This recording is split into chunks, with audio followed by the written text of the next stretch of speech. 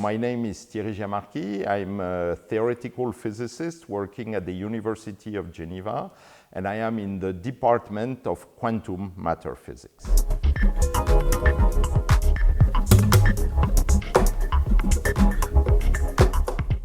I came to Bariloche because Bariloche is an exceptional place for physics, for doing science, in two different fields which do correspond to my own activity. One is quantum physics, strongly correlated systems, and actually that was the first way I encountered, if I could say, Bariloche through people at various conferences and schools.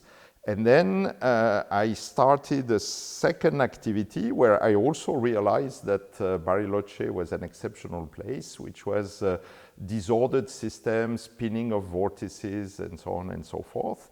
And I had also the great pleasure in my career to have exceptional collaborators. One of them is sitting here in the room, and it was a pleasure to come back here to rediscuss with them, to interact with former colleagues that I had met, and to do a little bit more than 1 month of research. In addition of this, of course, I gave 2 talks, or 3 talks actually, and among them a colloquium. And I had also the pleasure to teach within a course here and to get in touch with the students and realize that, which I knew already from the people I had from Bariloche, that these are exceptional students, and it was a great pleasure to do so. Would you like to tell us more about your field of research? What is it about? So I'm a little bit, I would say, schizophrenic in my field of research, in the sense that I have 2 main activities which are not necessarily always connected, but I like to have them both because there is a lot of synergy which can exist between them.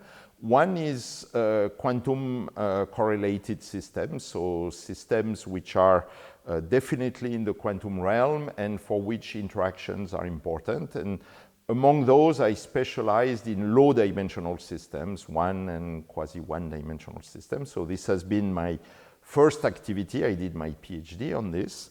And again, this is something which is highly represented here in Bariloche.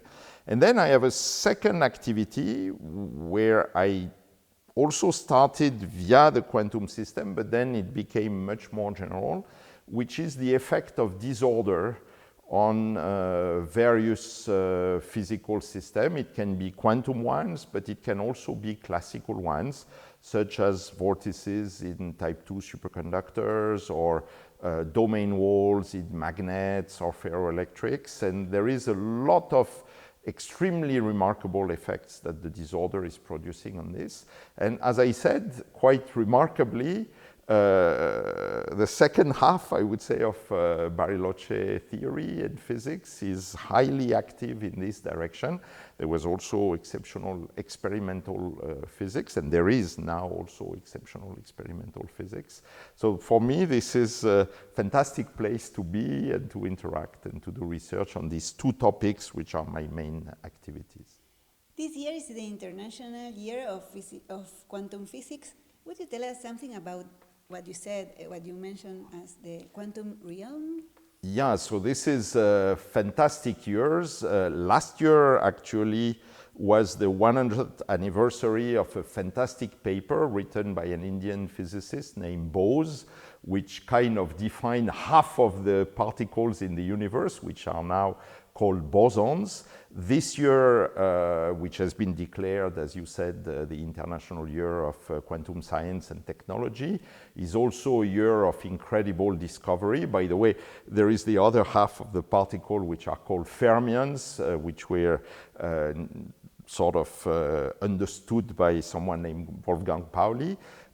So this is an exceptional anniversary, and of course many institutes in various places in the world are trying to celebrate this.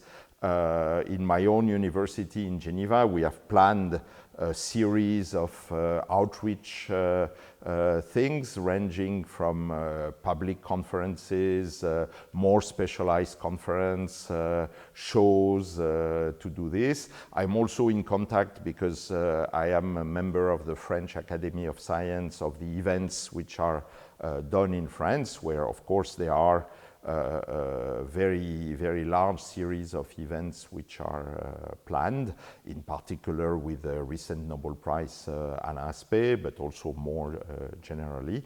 So this is an exceptional anniversary and also something which I think should remind us. At the time, quantum physics was considered as fundamental research, something which is purely for the pleasure of discovering, understanding how nature works. And it has done this, and we continue to try to understand how it works.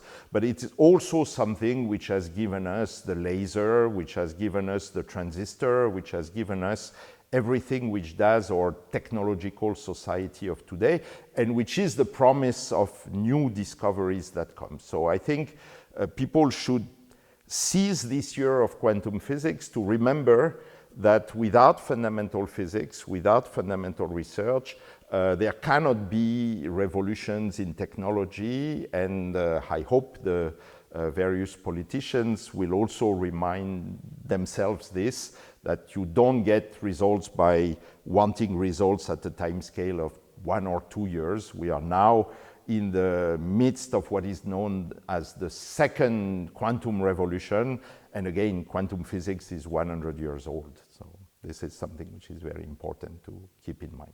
I would love to keep asking about that, but these are very short. I remember 2 more questions. One is about Instituto Balseiro. What do you think about Instituto Balseiro? Have you, well, you've said before, you have told us before, but in a short sentence, what do you think about Instituto Balseiro? So again, I think this place is an exceptional place for physics, served by people who are exceptional physicists. They cover many topics, as I said, ranging from the quantum realm to classical physics and fields that I simply don't see because they are not my own specialty, but where I'm sure the quality is equally good.